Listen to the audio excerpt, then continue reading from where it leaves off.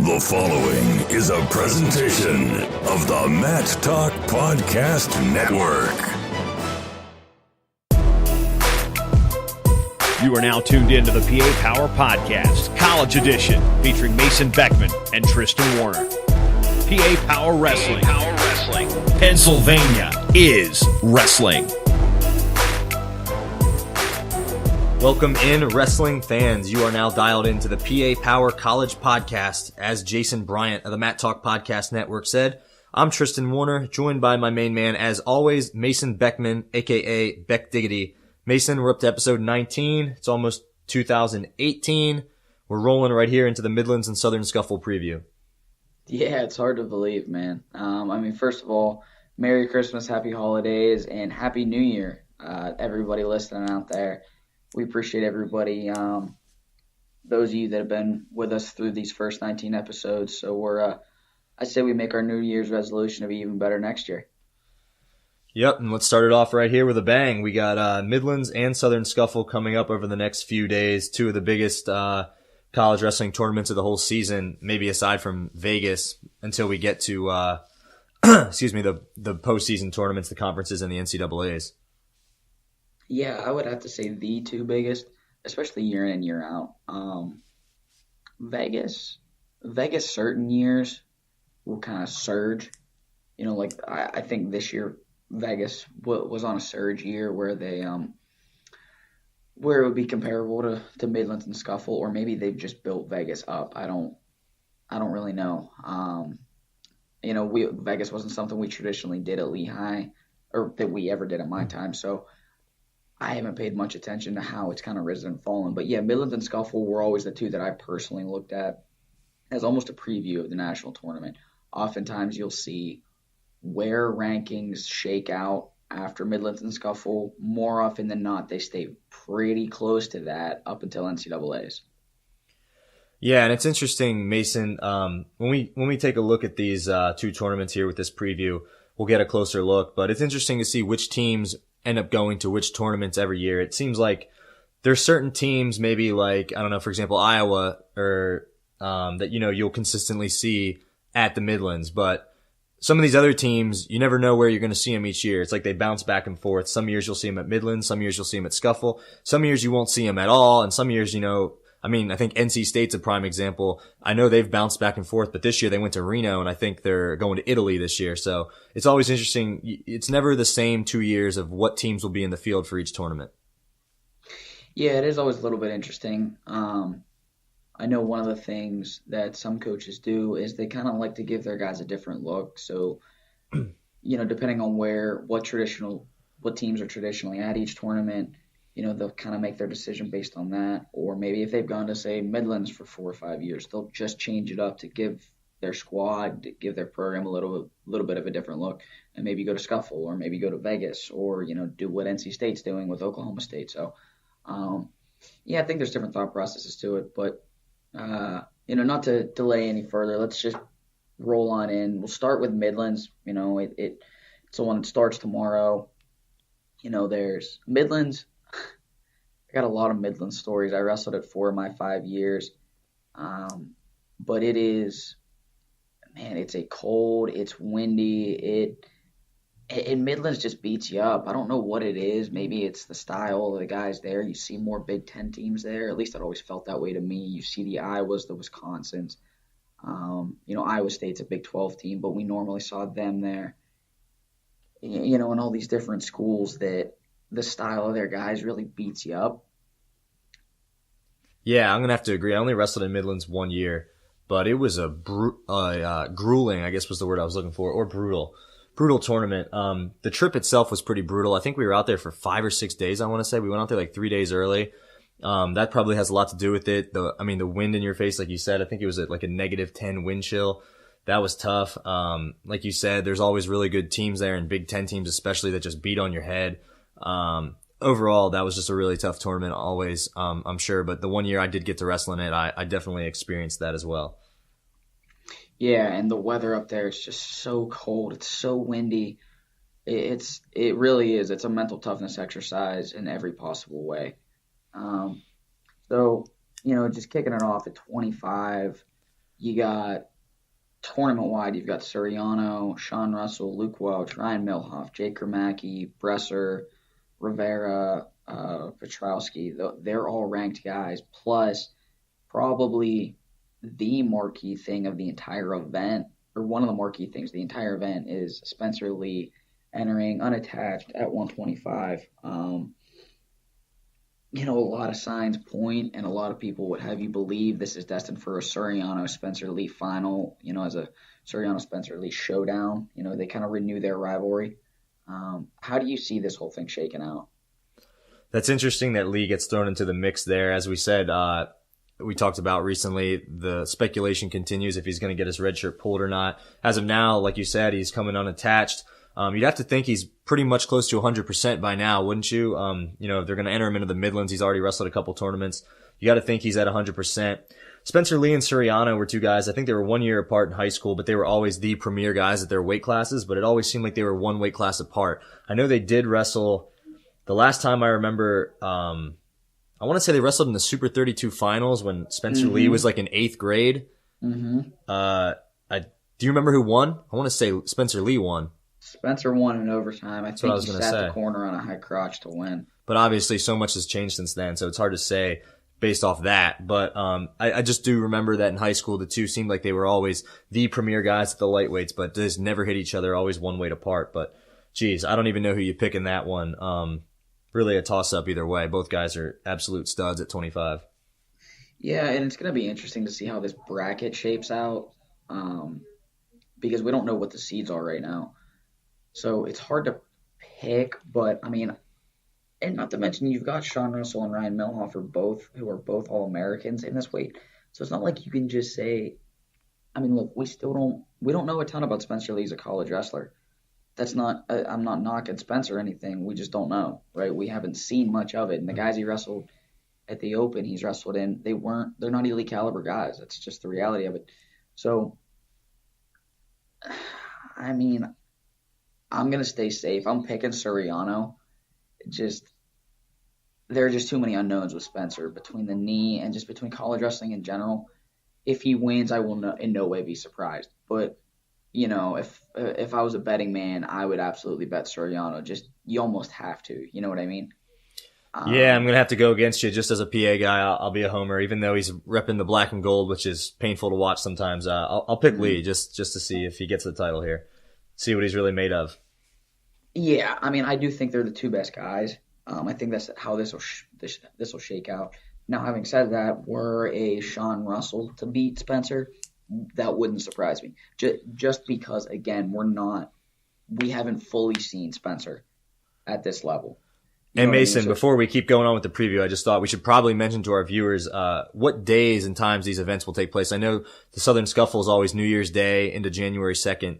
The Midlands begins tomorrow, doesn't it? 29th and 30th?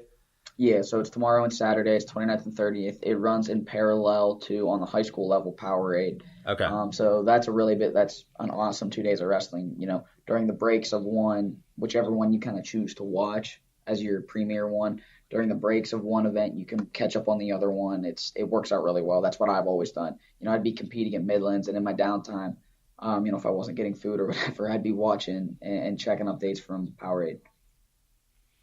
All right, let's move up to 133. Seth Gross, Corbin Myers, Brian Lantry, Cam Kelly. Those are at least the top 4 guys listed here on your preview. That's a handful of pretty highly ranked guys right there. I'm definitely not picking against Seth Gross, but no, I think, and I don't know if I listed Del Vecchio there or not, but Del Vecchio's in there too. Gross is going to run away and hide from the field. There's just no other way to put it. He's head and shoulders better than everybody here.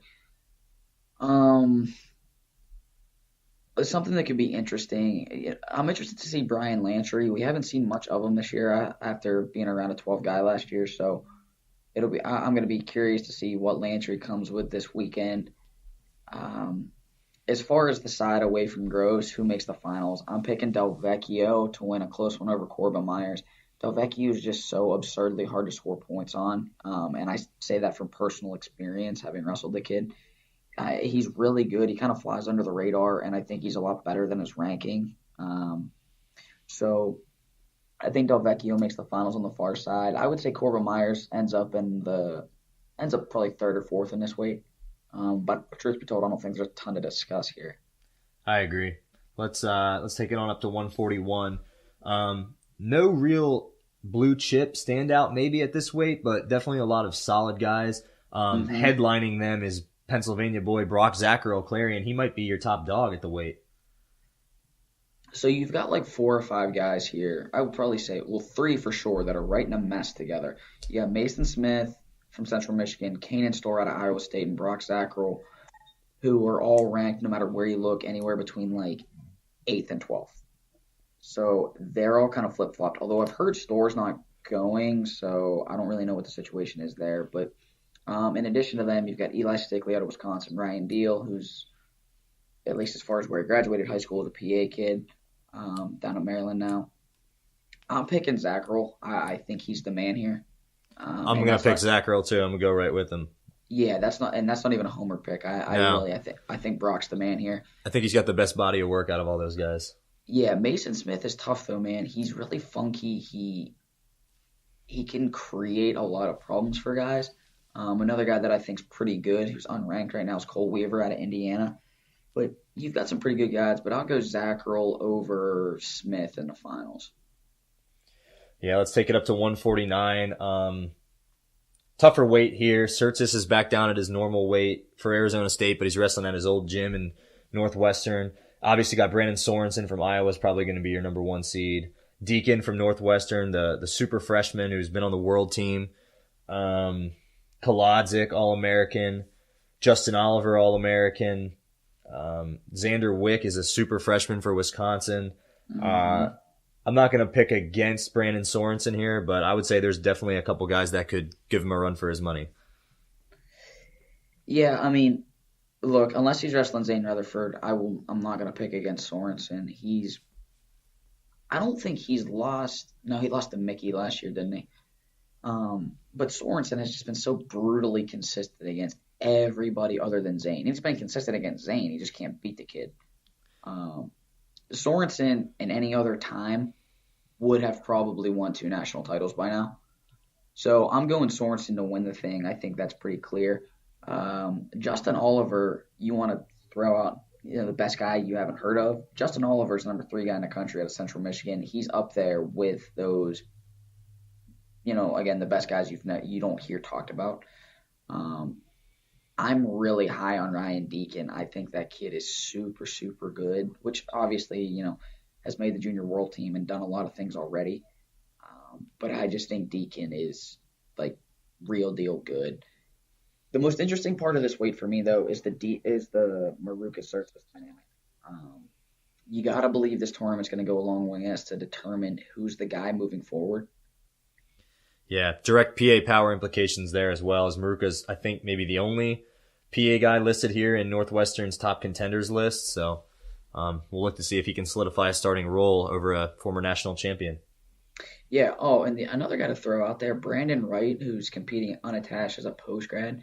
That dude's good. Really good. Really good. Yeah, real deal good. So NAIA kid from Grandview, right? I think Grandview. Yeah, he was an Indiana kid in high school. Yep. So Wright is a guy that do not be surprised in the least if he causes a lot of problems. Again, I'm going Sorensen to win. I'm picking Deacon. Although if you go by rank, Deacon's going to be on the same side as Sorensen. So purely based on bracketing this in my head, I'll go Sorensen over. I'll take Kolodzik to make the finals over Oliver. That's a little bit of a not necessarily a homer pick, but I've gotten to know Kolodzik, so I'll go a sentimental pick.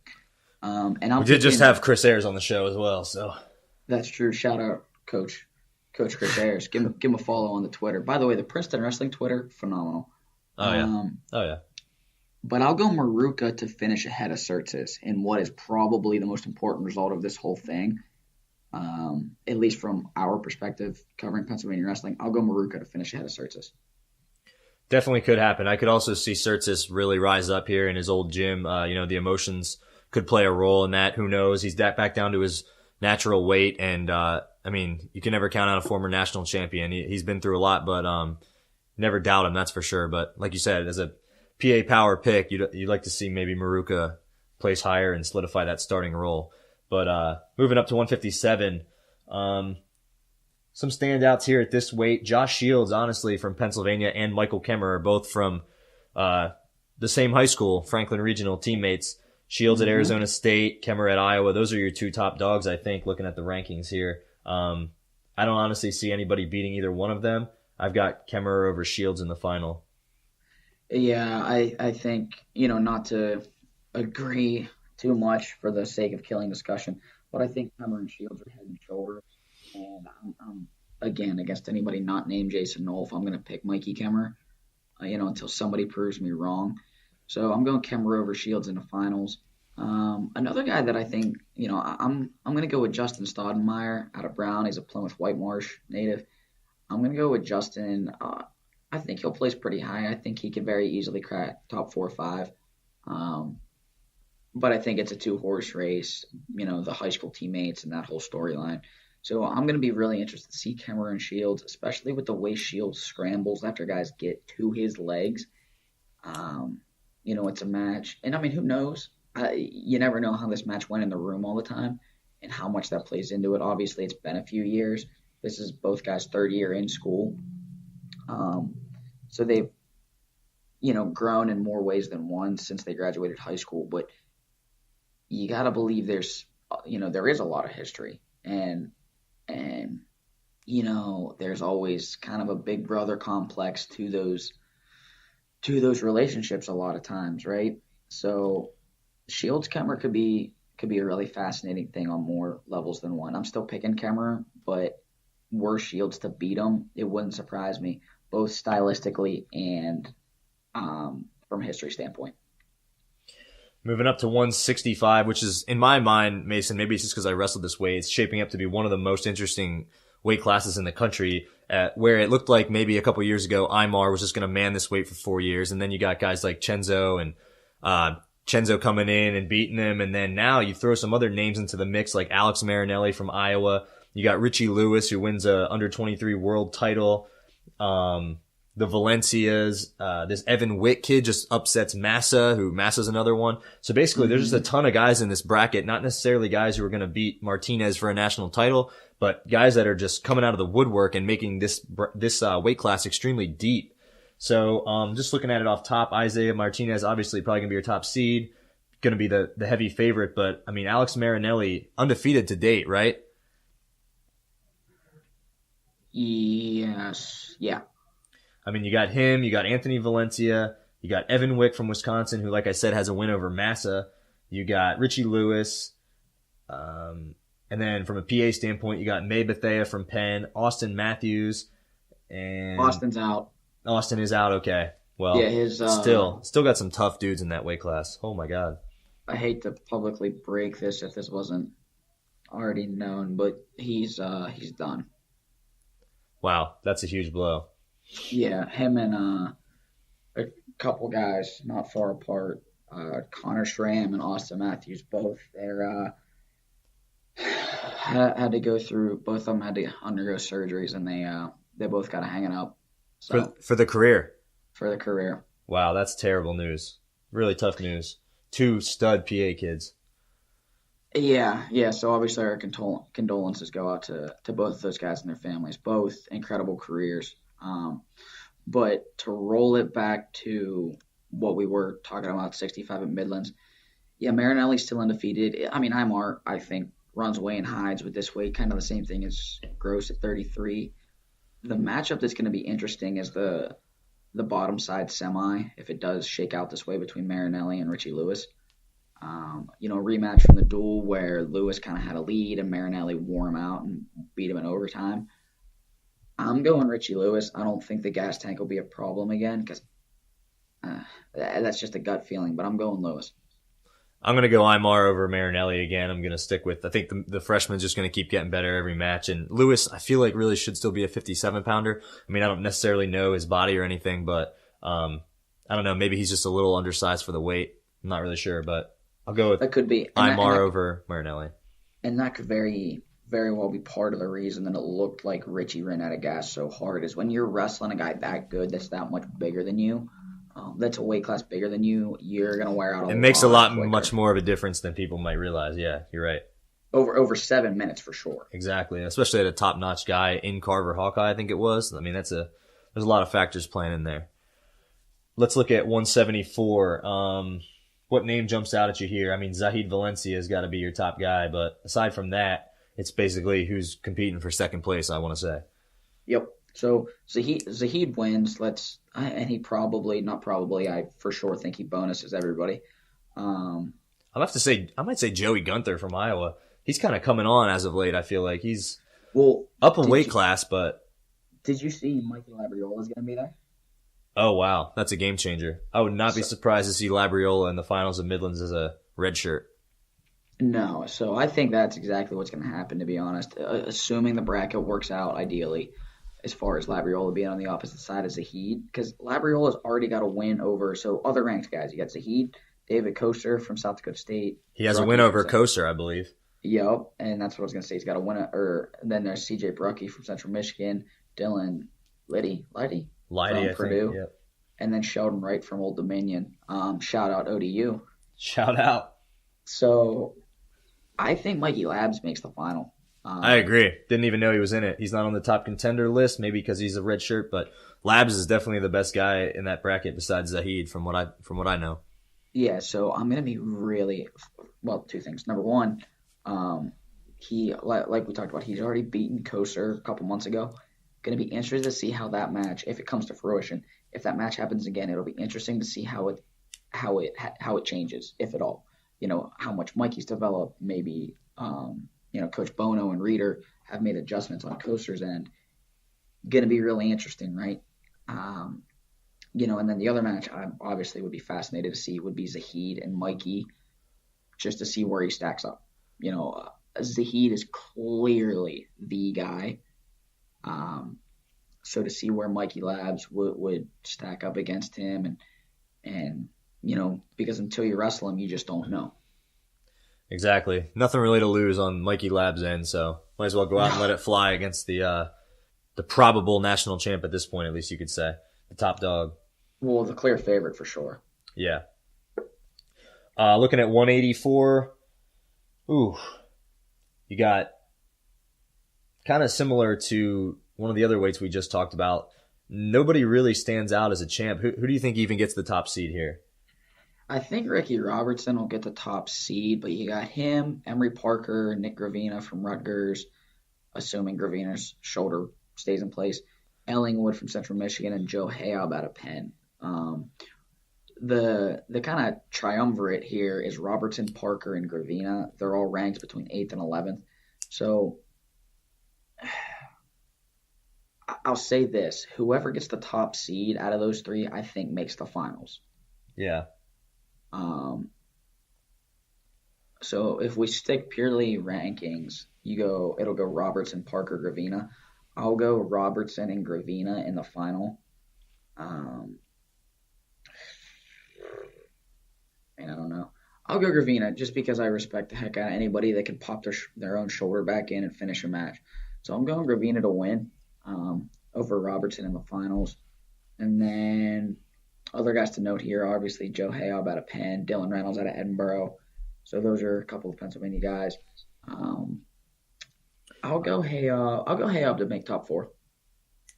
It's a good pick. I think Emery Parker, I'm going to go with him to win it, and I'm going to have him win over Ricky Robertson in the finals. I definitely like Gravina, too. I respect the way that kid wrestles. He wrestles super hard.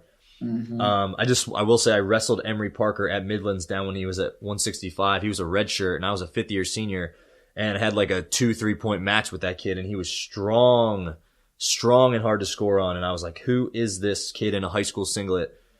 This kid is good, and sure enough, he has ended up becoming quite the college wrestler. So I like Parker to win it at 184. Yeah, I think I actually picked Parker somewhere else, so my picks may not be the most consistent thing, but, we're going to roll with it. 197, the return of Pat Downey. Is he for sure representing Iowa? I think he's unattached. Okay. They have him listed here as Iowa, so. Because he can't officially enroll in the University of Iowa until the second semester. Okay, well, we got Downey. a returning All-American from, 2 seasons ago? 5th place finisher, I think. Yeah, 97, where he was just throwing people on their dome left and right. Yep. Threw the Virginia Tech kid Hout for 5th, I think, and pinned him. I remember watching that.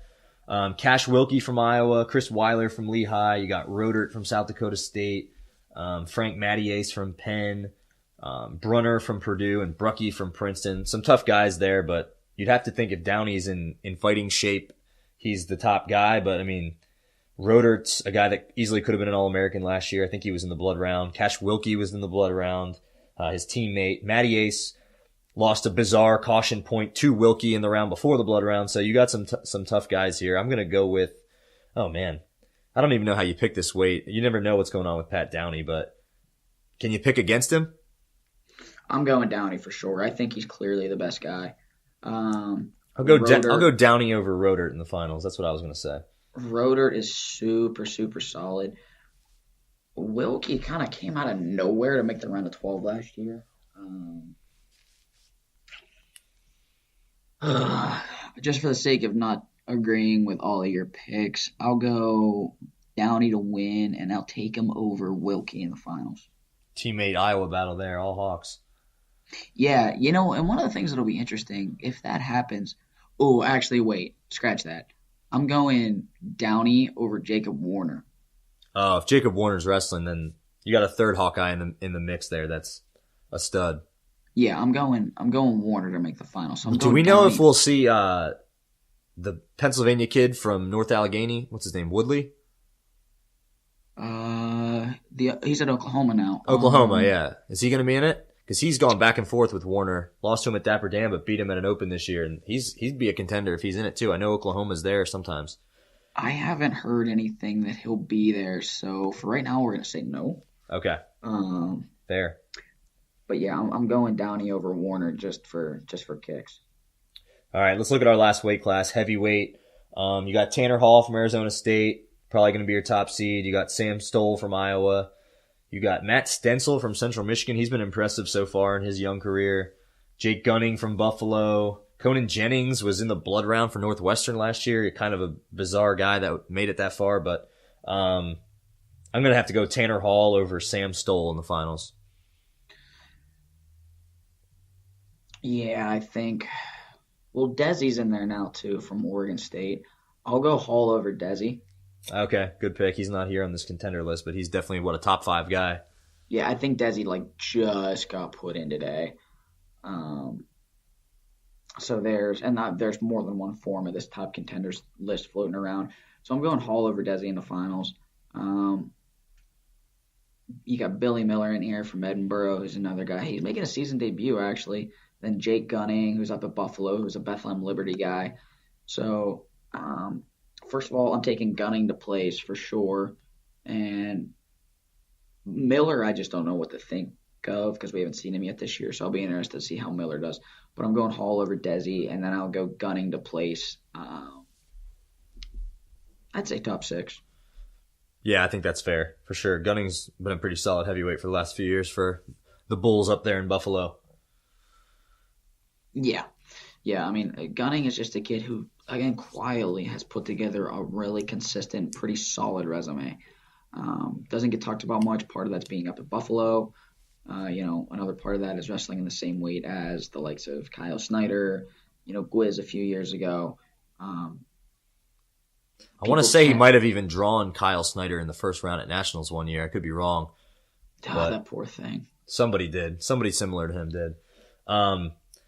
That being said, that wraps it up for the Midlands preview. Maybe if we have time at the end, we'll tell some more Midlands stories. But Mason, did you ever get a chance to wrestle in the Southern Scuffle?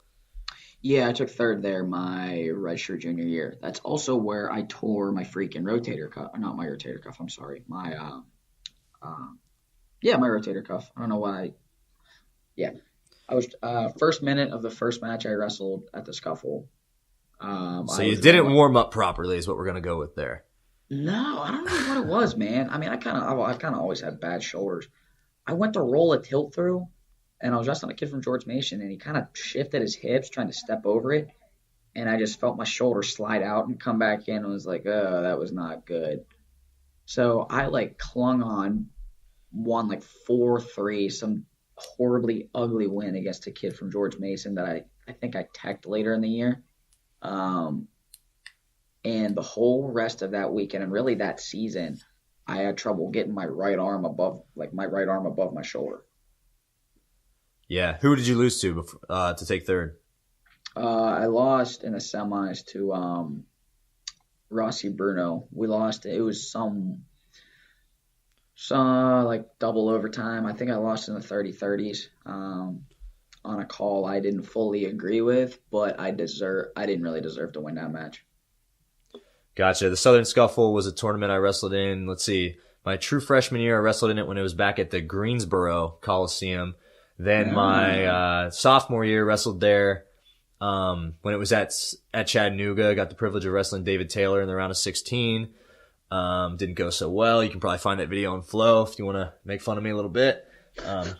As I said once on an earlier podcast, at one of the camps I did in the summer, all the kids and their dad were sitting in the stands laughing at the phone. I wasn't sure what was going on. They were all watching me get tech followed by David Taylor. So, ruined my street cred a little bit there.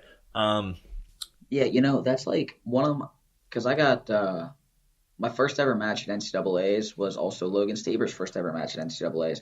Got bar halved and pinned. It happens. One of my most thankful things in life is the fact that match isn't floating around on the internet because the NCAA owns the rights to it. Dude, you're lucky.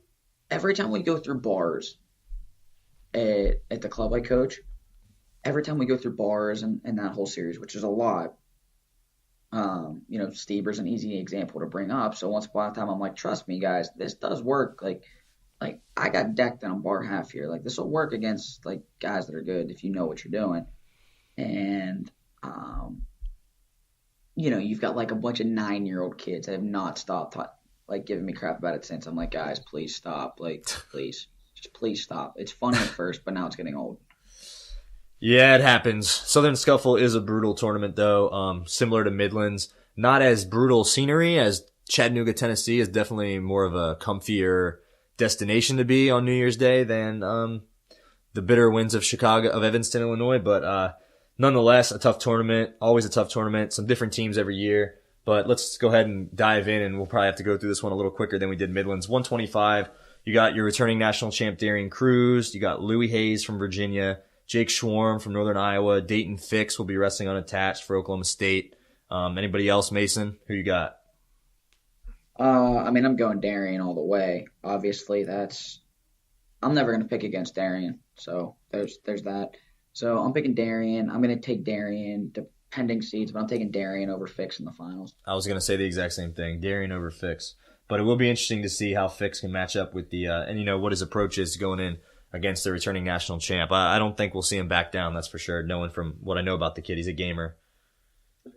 What he handles Darian on the mat. If Darian can get on top of him, Darian's so good on top. And it'll be interesting to see how Fix handles that. And the other thing, too, that a lot of people don't realize about Darian, everybody talks about Suriano and Tomasello and how powerful they are, and rightfully so. But Darian Cruz is one of the strongest kids I have ever grabbed a hold of. If you go back and listen to Gilman's interview, sometime after he lost to Darian last year, I think it was after his third place match, they asked him one of the things about, his loss to Darian, and he's like, I didn't realize how strong that kid is. So yeah, it'll be interesting to see how Fix handles the power and the mat wrestling with Darian. 133, we got Scotty Parker, Lehigh, Jack Mueller, Virginia, Austin DeSanto, Drexel, Corey Keener, Penn State, DJ Feldman, Lock Haven, among others. Oh man, that's a tough call. I guess we'll get the match that people wanted to see a couple weeks ago with Parker and DeSanto. I know you're going to pick Parker. I like all these kids, especially these PA kids. I'm just going to go out on a whim here and just pick the hot hand. I'm going to go with DeSanto to win it over Parker. Although, wait, let me say this. DeSanto does have 2 losses to Mueller, and I see them being on the same side of the bracket. So I might have to change my pick there. He could avenge that loss, but Mueller is so good on top. And those two will probably be on the same side of the bracket, you have to think. So Yeah, If DeSanto can get past Mueller, I could see him winning it. We'll say that. If not, I guess Parker over Mueller. Yeah, I'm going Parker over Mueller. I don't think DeSanto is good enough on the mat to deal with Mueller. And even if he gets through, I'm still picking Scotty. Scotty's the clear-cut number 2 guy in America right now. And I think truth be told, I think he's on a different tier than DeSanto. I think the deficiency that DeSanto has on bottom, I think, is the only thing keeping him from that final tier. But that's not an easy fix, especially against a guy like Mueller, or if he sees a guy like Seth Gross. And Scotty's a guy that is. Scotty's a veteran. He's a honed veteran for sure. So yeah, well, and he's better than people realize on top, and not to mention, people talk about DeSanto's hand fighting, and again, rightfully so. Go watch Scotty Parker's film. You know what I mean? And I realize it's easy to cut up in DeSanto. He's kind of the new shiny toy. Exactly. He's fun to pick, but you might be right on this one. Even in your Lehigh homer way, Scotty Parker is a top guy here. Yeah, and look, I'm not afraid to admit that it is hard for me to be completely objective with Scotty and Darian specifically. Those 2 guys are, I don't want to say. I mean, they are in a lot of ways. They're like little brothers to me. And it's hard for me to be objective looking at that. But, I take Scotty over Mueller. I am really interested to see how DeSanto, what adjustments he's made for Mueller, though. That is my most interested thing here. All right, let's look at 141. Josh Albert from Northern Iowa, Luke Karam, Lehigh, Brian Courtney, redshirting at UVA, I think. Yep. Jared Cortez, Penn State, Nick Lee, Penn State. Just off top, I'm going to go Albert wins it, beats Nick Lee in the finals. We don't even know how the bracket shakes out seating-wise, if that's even going to be possible, but that's what I'm going to go with. This is one of the hardest ones to pick for me.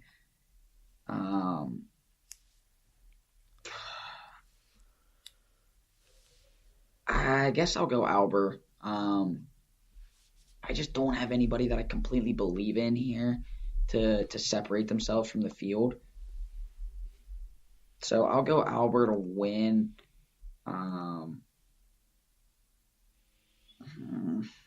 I mean, you've got Karam, who, I'm super high on. You've got Jared Prince out of Navy, who's always dangerous. You got Nick Lee. You got Caden Gefeller from Oklahoma State. Actually, you know what? I'm going to change my pick. I'm going to go Gefeller. It's a good pick. He's a redshirt, right? Yeah, out of Oklahoma State. I'm going to go Gefeller. I have no idea what the seeding will be. So, depending how the bracket works out, I'll go Gefeller over either Albert or Karam in the finals. All right, interesting pick. We like to keep the picks different. See how it shakes out. 149. Who will get second place to Zane Rutherford?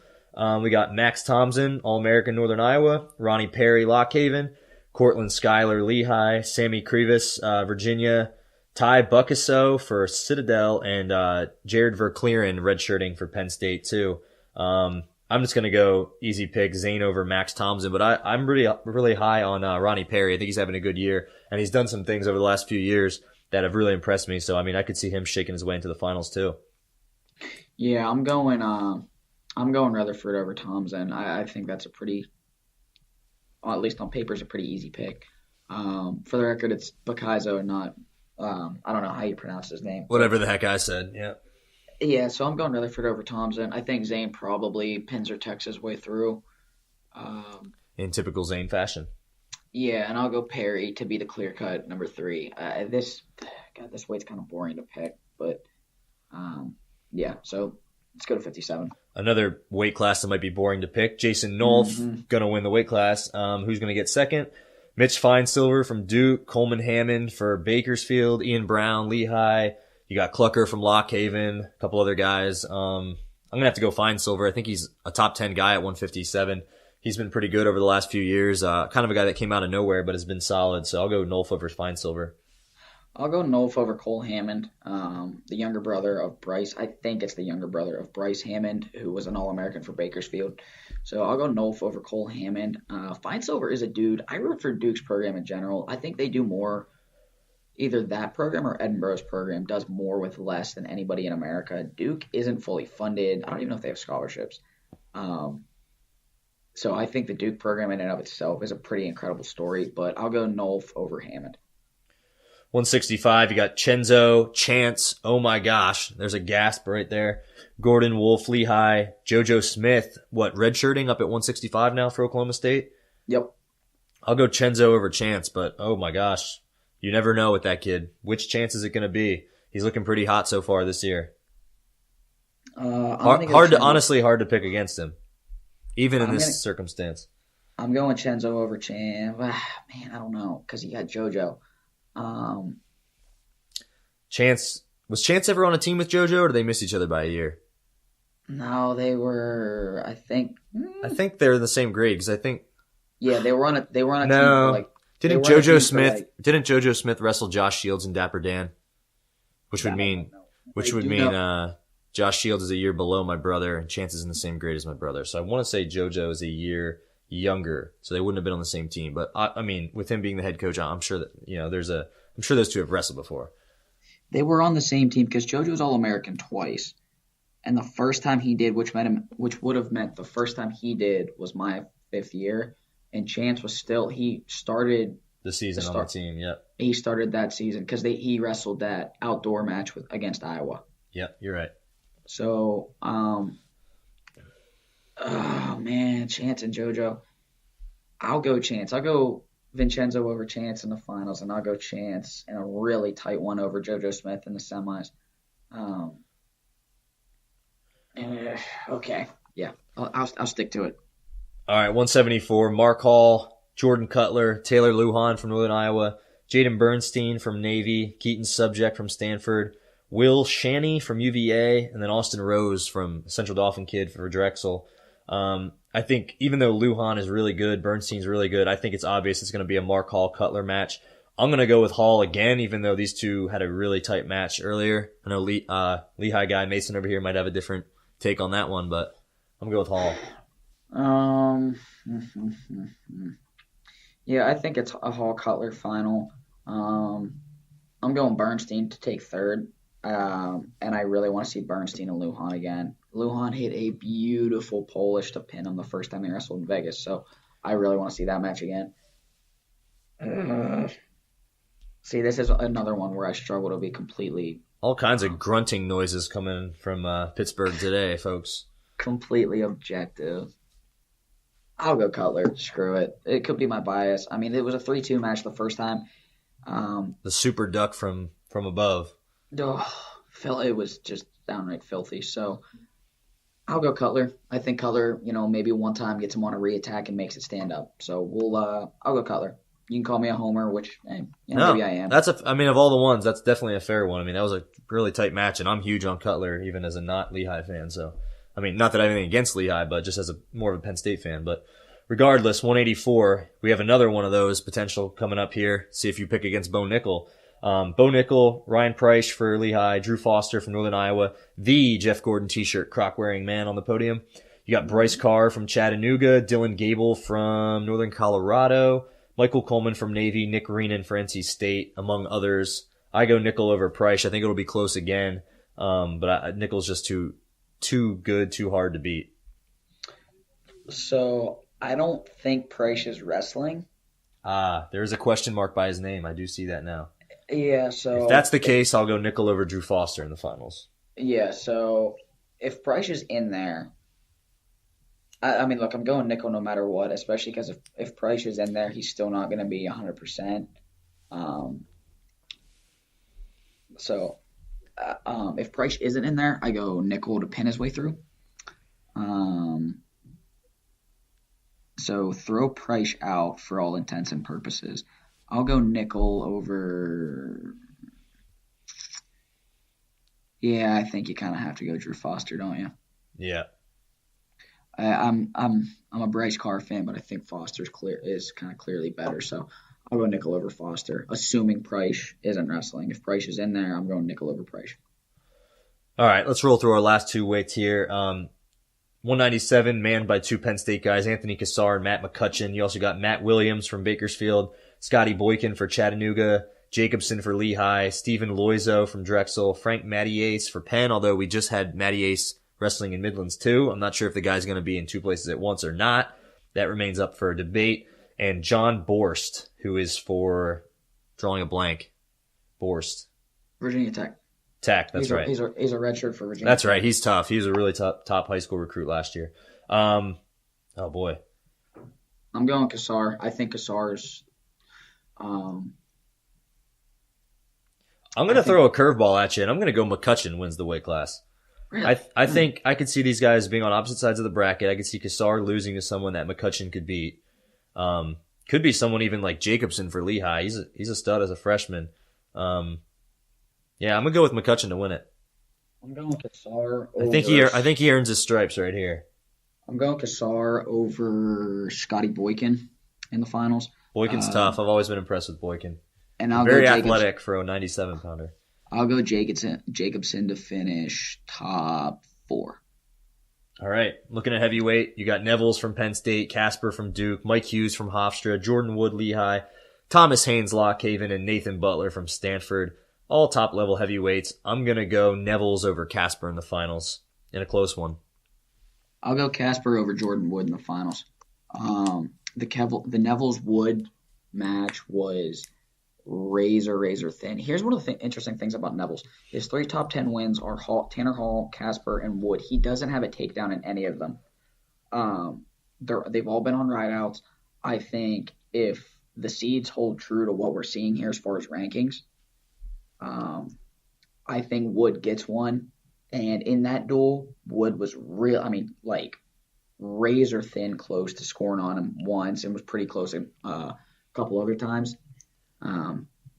So I think Wood gets one against Nevels, makes it stand up, wins that match, and I think and I'll go with the veteran Casper to knock Wood off in the finals. You know, Casper's who, by the way, Casper's so much fun to watch. He is. Great swag too. Yes, without a doubt. So I'll go Casper over Wood in the finals. That about wraps it up for our Scuffle and Midlands preview. Briefly, before I take us out here, Mason, Oklahoma State versus NC State with a new spin on it. They're wrestling in Naples, Italy. Explain. So they're going over there. Actually, if you listen to the Hayden Hidlay interview on this podcast, which is coming up next, Hayden talks a little bit about it. They wanted to do something as a program that's never been done. You know, they want to continue to make their mark, and they're competing in front of the troops and everything. It's a military benefit. I think he said on a military base over in Naples, so it's an awesome situation. Stick around, listen to the interview with Hidlay after we're done here. It's just a great situation. It'll be an awesome dual meet. Big matchup, real big matchup for Renda. He wrestles a top 5 guy in Weigel. So that'll be another big time test for Pete Renda. So, the duel across the board, I think Oklahoma State's favored in a lot of individual bouts, but they're all going to be razor thin. So, me personally, NC State's got a couple PA guys. I'm rooting for NC State, but it's going to be a really, really fun one to watch and to see how it plays out. And I think it's an awesome idea. Yeah, it's a cool concept, similar to how we've seen the NFL kind of take some of their games overseas, maybe develop a fan base overseas. I mean, Italy, they clearly probably are not used to watching folk-style wrestling, especially at the collegiate level in America, but definitely good exposure for fans everywhere. Yeah. So we'll throw it over to the Hidlay interview right now, and when we come back, Tristan, just take us out. Joining us on the program now, former Pennsylvania State champion, now Division I stud for the North Carolina State Wolfpack, Hayden Hidlay. Hayden, thanks for joining the program, man. Yeah, definitely. Thanks for having me on. It's a privilege to be working with PA Power Wrestling. It's a great site for wrestlers to get exposure in Pennsylvania, and definitely have sweet T-shirts to come along as well with that. Well, appreciate that, man. First off, a couple weekends ago, the last time you guys competed, You started off with a huge team win, a huge individual win. You beat Tyler Berger pretty soundly, and your team, beat Nebraska up in Lincoln. And you guys follow that up a couple days later with a team title in Reno. You win an individual title with a win over the defending national finalist, Joey LaValle. Talk a little bit about, the Nebraska duel in Reno, what that weekend meant for you guys as a team right now and for you individually. Yeah, definitely looking at that on the schedule is one that we had circled, and it was a weekend that we could make a statement as where we are as a program right now, and definitely individually there was a lot of good matchups for me to prove where I am on the scene for the NCAA this year. And so going into that, we treated it pretty normally, but we knew that we would be going into a tough crowd. Going anywhere in the Big Ten is a tough task. So we were looking forward to embracing that challenge. I think going in there, we needed to set the tone early, and just the way that the weight was drawn at weigh-ins, I was going to be first. And, going into that, I was ready to be the first match. I was ready to be the last match. So I was happy with the warm-up that I had and was happy with the preparation I put in. So I was ready to go. I think that was the first time this year where I was able to wrestle a guy that has been proven. He's an All-American.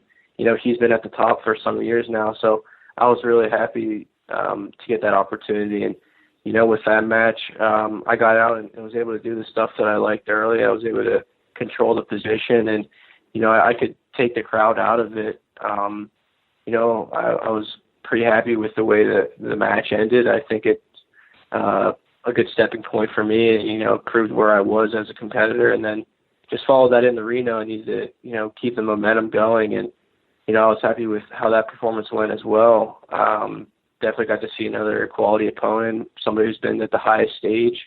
And, again, I didn't get as many offensive attacks as I'd like to in that match. It was 1-1 going into overtime, and I was able to slow them down at the end and get to some attacks. But, I was happy with the way, I was able to respond. It was a tough weekend with travel and the amount of matches you're going to get. So I think I proved myself that weekend that, facing tough competition on circumstances that weren't all that great, I was able to come out on top.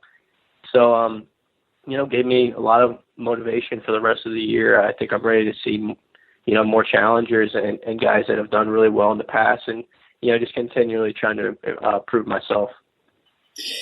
Yeah, like you said, it was a big weekend for you guys as a team, and, especially for you wrestling two high-level guys.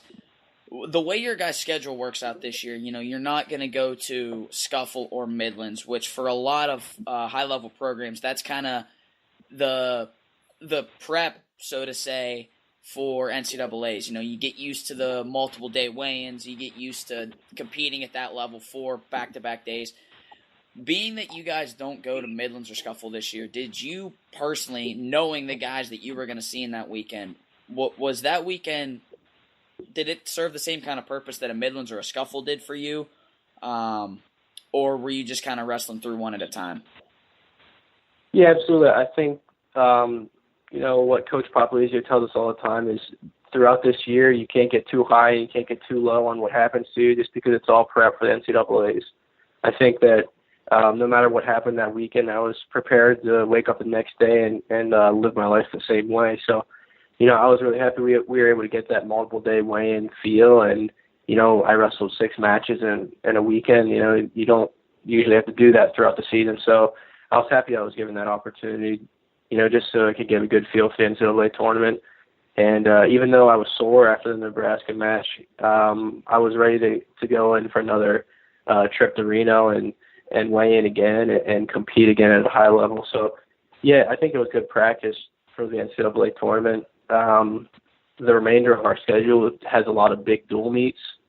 So I think that'll be good preparation for just the 1-hour matches. At NCAAs, you're going to have a really hard match every single time. And I think most of them are going to be on a 1-hour weigh-in. So that'll be good practice. We'll have some really high dual meets. And I'll have some really great individual competitors. So, although we won't have another big tournament like that, I think I got some good practice in over the weekend. Yeah. So, looking ahead, like I said, you're you guys don't go to Scuffle or Midlands, and you're actually doing probably what is the most unique duel situation of the entire season. You guys in Oklahoma State going all the way to Italy to wrestle that dual meet on January 3rd. I got to believe that's something you guys are excited about. So, kind of just talk through your thoughts on that. And, I don't know how much background you have on it, but how that duel came to be as far as going all the way to Italy to wrestle. Well, I think basically the idea behind the duel is we want to be the first people to do something special, I think, for the sport of wrestling. And being able to travel overseas and go to Italy, we're the first time somebody's competing outside North America. I think that was a big motivation behind it. Also, the added benefit of wrestling in front of the troops, I think, is a pretty cool idea. We'll be on a naval base in Italy, and so that we'll be able to give back to the military community with that, which I think is pretty special. So, and even adding in the fact that it's a number 3 versus number 5 team in the country, it's going to be a really special duel. I'm pretty thankful to be a part of that. I think that's what the perks of going to a big program and big school can help you out with. And we're definitely looking forward to that match. I think it's going to be very tight. We might not be favored in a lot of matches, but we think that's a match that we can go in and continue to prove ourselves as a program. And I think that's a big step for us, is to keep beating teams like Oklahoma State and perennial powerhouses like that. So I'm very excited for that. I haven't been outside of the country before, but being over there for a couple of days and seeing the sights won't be bad as well. But at the end of the day, we know that we're going over there to compete, and it's going to be very exciting. You mentioned about what it means for the NC State program to continue to compete with schools like Oklahoma State. People may not realize this now, but it wasn't that long ago that NC State wasn't a power. You go back 4 or 5 years and where NC State was changes drastically. When you went through your recruiting process, between your recruiting process and what you've seen as a student athlete there now, what was it that attracted you to NC State to begin with, and what is it about Coach Papalizio and Coach Hall and everybody involved that has taken North Carolina State from somebody who was outside the top 50 to a top 5 team? Yeah, it's definitely an interesting storyline, kind of how this program has developed in the past 5 or 6 years. I know whenever I was starting out in high school, I started to get looked at by schools, and NC State was one of them. And after kind of researching them, the first year that Coach Papalizio was there, they were somewhere in the 40s or 50s at NCAAs. And I'm just thinking, this team's not very good. I trusted Pat's vision, and I understood, what it took that year. Sometimes you got to go backwards to go forward, and just the right things weren't happening in place. And he changed the culture completely. And so just looking at the program, and whenever I visited with Pat, I really understood his vision. I understood what Pac mentality was about. And as I went through high school, you kept seeing the continual climb and how they were doing. And going from one of the worst teams in Division I to top 15 and beating Iowa and Oklahoma State on the road, that's just something that really attracted me to that program. And I knew that moving forward, it was something that I could even change levels of where they are. So that was one of the big things that they pitched to me was, if you come to NC State, you're going to be the face of this program. You're going to help this team go even higher than what we are now. You're going to be involved in matches against Oklahoma State, Iowa, all the top schools. And, that was something that really excited me, to be able to lead that type of program and, take it to new heights. That was really attractive to me. So, once I visited there, I think all the things kind of tied into place. Just a great culture, great city to live in. And I was really excited about the people on the team. So overall, just a great fit. And the biggest thing was just seeing Pat's vision. And I think I was the guy to, go down there and join that. So you talked about Coach Papalizio's vision and about Pac mentality. what is his vision? That pack mentality that's out on social media that you guys talk about all the time as a program. What does that mean to you guys? I think first things first, it's just doing the right things. Whether it's on the wrestling mat or as a person, I think we're striving for excellence in all matters of life, and we're going to do it a very disciplined way, and just a way that resembles how good of people that we are. And I'm really thankful to be part of that type of program. And it's always looking to the future. We're always going to be better, tomorrow than we are today. And I think that's what pack mentality is about. We're not going to take any shortcuts. We're just going to be good people on and off the mat. And, I think that's kind of lost in sometimes today's world where it's all about the results. But I think the process is just as important as maybe the final result. And I think that's something that we focus on at NC State, which I'm very proud to be a part of. So, in the recent, I guess it's been a few months now, but in relatively recent months, your younger brother Trent, who's, already a state champ, already, top 2 or 3 kid in the country, no matter where you look, made his commitment to join you guys at NC State. What does it mean for you to have your younger brother? I know you guys are close, to have your younger brother as part of the pack now, and, what was that whole process like, getting him on board? It's a great situation to be in right now. It definitely wasn't the easiest for me. I tried to play it off as it wasn't while it was going on, but it really was. I think whenever he was looking at all these other schools, I was always hoping he'd end up at NC State, but I knew that he would find out what is best for him on his own, so I never pushed him or anything like that. But definitely very excited to have him down. I think he's a very charismatic person and can really do a lot to help out this program.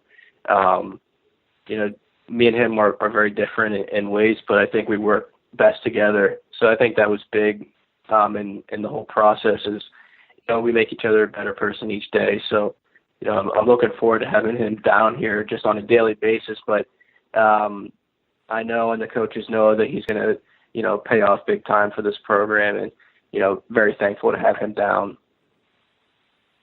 What do you think it says about you guys as a program that, I know it takes a lot for somebody to be that first big recruit that commits, like what you did for the NC State program. It takes a lot to be the guy that takes that leap, right? That's that first elite recruit.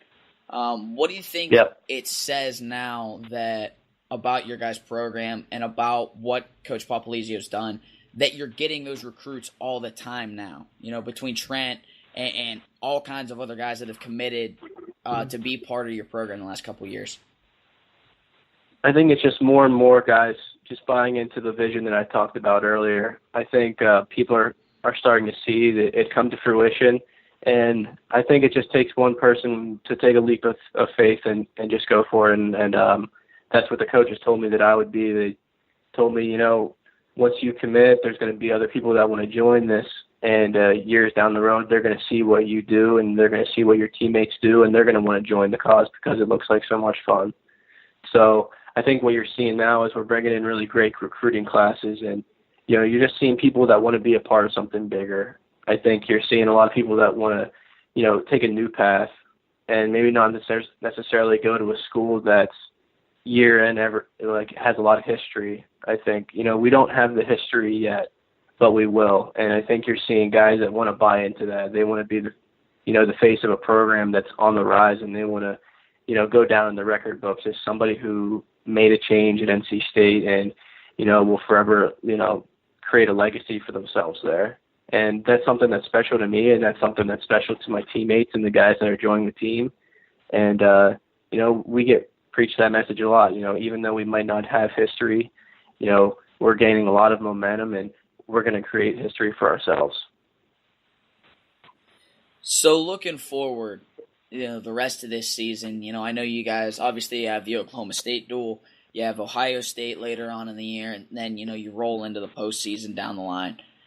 For you personally, I know you always got to take it one match, one day at a time.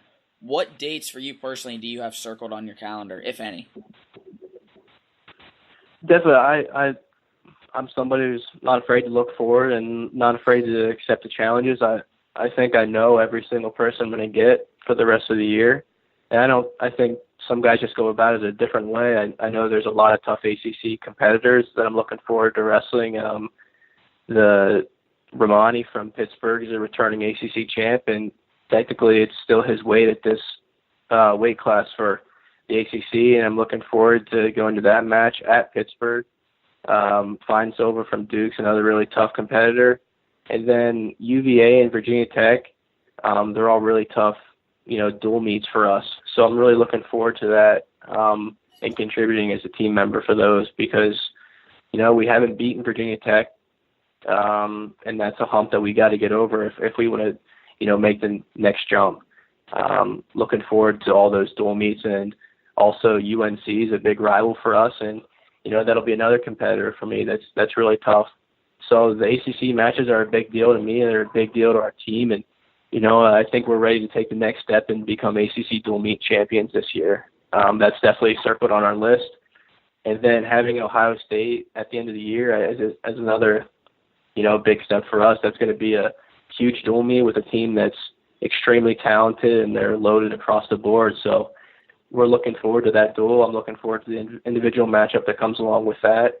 It'll be great, practice for the NCAA to gauge where we're at, and being able to move forward to the postseason from there will be a great opportunity. So one question, this is kind of a curveball, but it's something I've been curious about for a while. So I was teammates with Price for a couple years, and I saw all your guys' interactions on Twitter and different things. I've always been deeply curious. Where did the Hoagie Club come from? Well, starting out with Price, he's a very interesting character. I was a former club teammate with him, and anytime I get to do banner with him on Twitter is always a great opportunity just for comedic laughs and things along those lines. But the Hoagie Club, I guess, is just a sort of coalition of friends of ours just from Pennsylvania, and I think it's more of a cultural thing, and most people don't call them hoagies in Pennsylvania. I mean, most people don't call them hoagies. They're more of subs, but the guys in Pennsylvania kind of know them as hoagies. So, I guess it's kind of ridiculous, though. We'll go around and just post some pictures of us eating hoagies in random places, and, just kind of funny. No real reason for it, just to be goofballs. Yeah, just nonsense for the sake of having fun. Yep, absolutely. You can't take yourself too seriously. No, and I'm just from talking to you and from knowing Price as well as I do, that statement does not surprise me. Yeah, absolutely. He's a really funny guy. I'm good friends with a lot of the guys at Lehigh. One, just because I was recruited by them and kind of got to see them, and also I'm past club teammates with them, so they're kind of friends away from my program that I'm in. But yeah, definitely Price is definitely an integral member of the Hoagie Club, and he's got a lot of good content. So I guess I don't really have much else for you, man. Is there anything else you have for us that about NC State, about anything that you want to get out there? I'll kind of give you the floor. Well, I would definitely like to just thank you guys for having me on the podcast. Like I said at the beginning, I respect what PA Power does, and they provide a lot of great opportunities, just for exposure for the best state of wrestling in the country. And, I firmly believe that, and I think everybody else does too. Also, NC State's always looking for good PA guys to come down and join the cause in Raleigh. I think you'll notice that with our lineup that we got, a lot of guys from the north, and we've got a pretty good pool for Pennsylvania guys as well. So, any high school guys interested, please reach out to the coaches. They'd love to have you down.